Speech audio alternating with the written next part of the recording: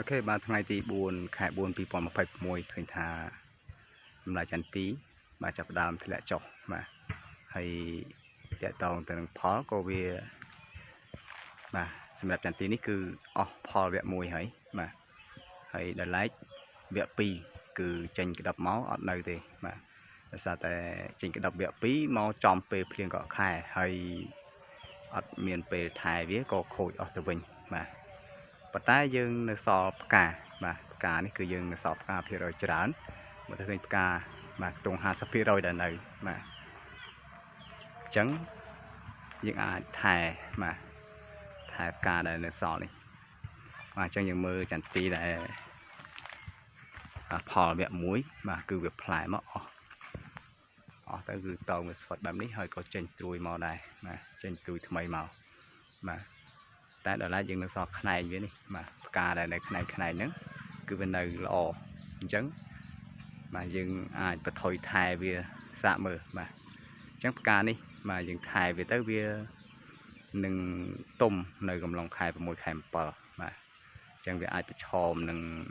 បានផលមកតម្លៃទាបបាទប៉ុន្តែយើងបន្ថយសាកមើលទៅគីឡូវាតម្លៃវានៅក្នុង 3-4 ពាន់ក៏វាល្អដែរបាទអញ្ចឹងចន្ទទីនេះគឺក្រោយពេលបានប្រើប្រាស់នៅ AKF បាន2ជើងបាទឥឡូវយើងឃើញថាវត្តមានក្បាលរុយគឺវាចេញមកហើយបាទនេះបាទបាញ់បាន2ជើងសិតតែក្បាលរុយតែម្ដងបាទផ្កាហើយផ្កាឆ្កោមទូចទេមិនច្រើនទេសិតតែឆ្កោមផ្កាទូចតែបាញ់ទៅចេញបាទចេញក្បាលរុយមកព្រាតតែម្ដងបាទនេះខ្ទង់ 6-7 គ្រាប់បាទច្រើនមែនតើហើយមិនឆ្កោមទូចទេបាទហើយអានេះបាទនេះចេញមកខ្លះហើយនៅមានចេញបន្តបាទអានេះអីតិចទៀតប្រហែលជា2ថ្ងៃ3ថ្ងៃឃើញក្តាប់ក្បាលរុយមកទៀតហើយនេះអីបាទ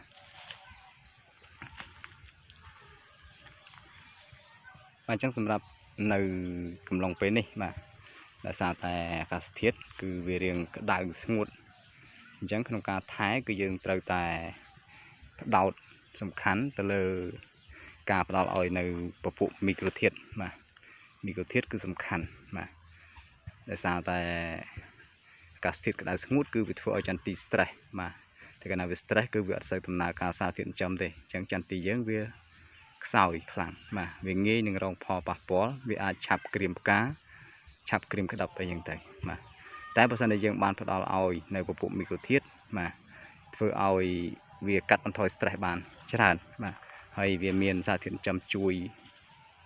ភ្លាមផងហើយវាជួយសម្រួលទៅដល់ដំណើរការសារធាតុចិញ្ចឹមផងបាទអញ្ចឹងក្នុងការថែវគ្គនេះគឺយើងត្រូវផ្ដល់ឲ្យវានៅបាទមីក្រូធាតុបូករួមបន្ថែមជាមួយនឹងថ្នាំសត្វល្អិតបាទសត្វល្អិតដាក់លាយចូលមកបាទហើយបើសិនជាជួបបញ្ហាភ្លៀងកក់ខែអាកាសធាតុអាប់អួរសន្សើមអីទៅយើងថែមថ្នាំជំងឺទៅបាទអានេះគឺជាវិធីក្នុងការថែទាំវាបាទហើយតែទៅថែលេងទៅបាទវាមិនអស់ប្រមាណទេបាទយើងថែវគ្គនេះហើយបើសិនជាវាឆាប់ភ្លៀងកក់ខែមកជោគជាំអាហ្នឹងគឺចន្ទទីយើងវាកាន់តែបាទងាយថែបាទ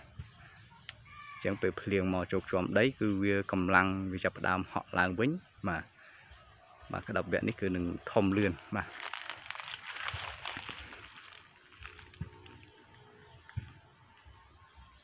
ាទឃើញថាវាចេញមកឆ្កោមប៉ុណ្ណាក៏ចេញដែរនេះប៉ុណ្នេះក៏ចេញក្តាប់ដែរ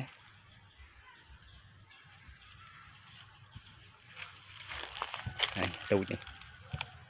បាទដោយសារតែវាខ្នែងចឹងផ្កាវាអត់ច្រើនទេផ្កាឆ្កោមទូចទេប៉ុន្តែយើងបាញ់ទៅគឺវាចេញក្តាប់មកបាទហើយយើងអាចបាញ់ថែមខ្ទង់